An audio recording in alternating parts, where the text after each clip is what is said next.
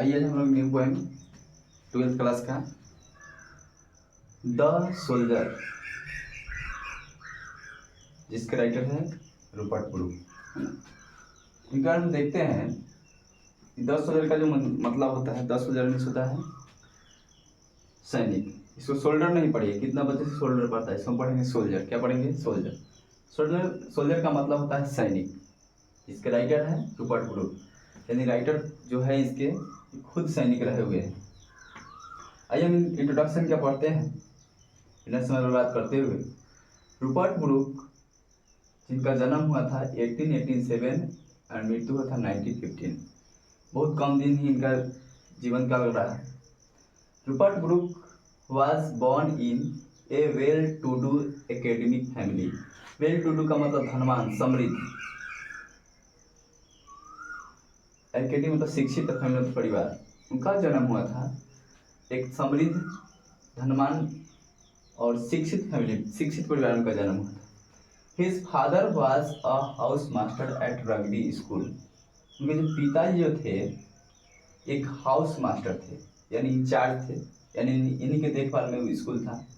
Eight rugby school, किस school के? तो रग्बी स्कूल के। उनके पिताजी रग्बी स्कूल के एक हाउस मास्टर थे। वेयर, जहाँ रूपर्ट वाज एजुकेटेड, जहाँ रूपर्ट ब्रूक जो है उन्होंने शिक्षा को प्राप्त किया था, शिक्षा लिया था। Before going to King's College Cambridge, Rupert Brooke जो है कैम्ब्रिज कॉलेज जाने से पहले उन्होंने जो शिक्षा ग्रहण किया था तो कहाँ किया था? तो जहाँ उनके पिताजी हाउस मास्टर थे, यानी रग्बी स्कूल में। W.B. येट्स एक खुद महान राइटर थे और उन्होंने रूपर्ट ब्रूक को क्या कहा है, देखिए इसमें कि W.B. Yeats the famous poet described him as the handsomest young man in England. जो W.B. येट्स जो है वो बहुत ही प्रसिद्ध कवि हैं, जिन्होंने उन्हें वर्णन किया, उनका डिस्क्राइब किया है एज द हैंडसमेस्ट। हैंडसमेस्ट कोई वर्ड नहीं होता है, होता है मोस्ट हैंडसम, लेकिन यहाँ हैंडसमेस्ट राइटर यूज किए हुए। द हैंडसमेस्ट यंग मैन, उन्होंने उन्हें इंग्लैंड के सबसे सुंदर युवा के रूप में बताया। उन्होंने कहने का मतलब था कि जो रूपर्ट ब्रूक जो थे वह इंग्लैंड के सबसे सुंदर युवा थे, handsomest man. He assumed a symbolic role that eventually turned into the myth of a young and a beautiful fallen warrior। यहाँ assume का मतलब तो ऐसे कल्पना करने के सेंस में भी होता है, लेकिन यहाँ जो लिखा गया कि he assumed a symbolic role, यही का प्रयोग रूपर्ट ब्रूक के लिए किया गया। तो उन्होंने एक प्रतीकात्मक भूमिका निभाया। प्रतीकात्मक भूमिका मतलब कुछ ऐसा करना, ऐसा काम करना जो हर कोई याद करने लगे, है ना। देखिए कोई दुर्घटना, चाहे कोई घटना होता है उसमें एक आदमी का बहुत ज़्यादा नाम मिलता है लोग, उसी तरह से ही एज्यूम्ड ए सिंबॉलिक रोल, उन्होंने एक प्रतीकात्मक भूमिका निभाया। दैट जो eventually turned into the myth of a young and beautiful fallen warrior. उन्होंने एक प्रतीकात्मक भूमिका निभाया जो आखिरी में एक युवा और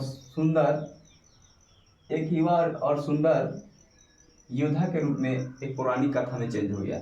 यानी बुझे के इतिहास में उनका नाम हुआ कि कोई योद्धा था जो मतलब प्रथम विश्व युद्ध में किस तरह की भूमिका निभाया था, तो ऐसा उन्होंने भूमिका निभाया। He died of septicaemia on April 23, 1915।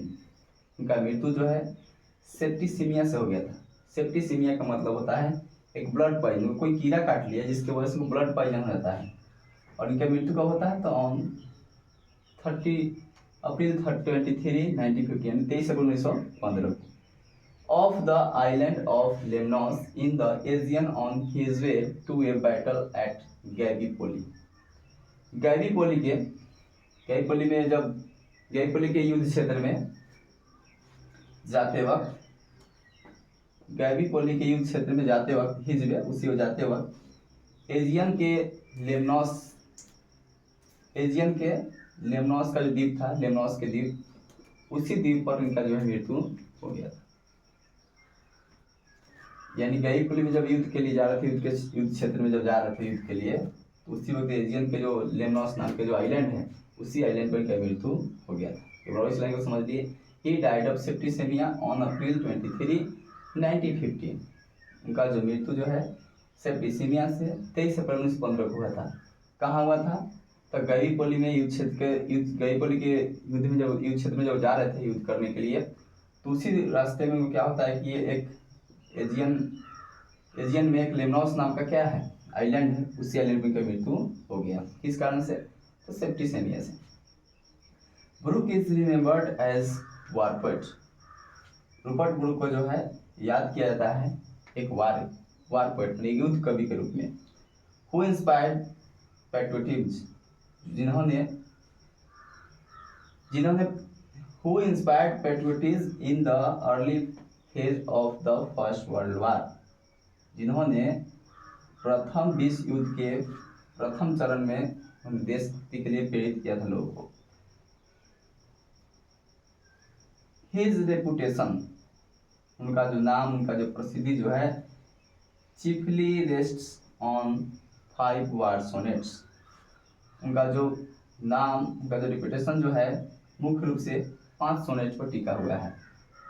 Of जिनमें से the soldier is undoubtedly the best and the most anthologist. इसमें जिनमें से जो 10 सोल्जर जो है निस्संदेह सबसे अच्छा संकलित है और सबसे बेहतरीन संकलित है। कौन? 10 सोल्जर। तो 10 सोल्जर का जो यह इंट्रोडक्शन है, हम लोग कल इनका पॉइंट पढ़ेंगे। बहुत ही बेहतरीन राइटर रहे हुए हैं और आप लोग इसे ध्यान से पढ़िएगा। बेहतरीन कविता है, क्योंकि इसे ऑब्जेक्टिव देखिए, जहाँ जहाँ ऑब्जेक्टिव इसमें पूछता है उन्हें कौन से कवि जो है डिस्क्राइब किया था, उसके बाद किस कारण से मरे हुए थे, ये नहीं पूछता है कहाँ इनका मृत्यु था। बस 2-4 इसमें ऑब्जेक्टिव इनके इंट्रोडक्शन से पूछता है, तो आप लोग इसे बेहतरीन ढंग से थोड़ा पढ़ लीजिए।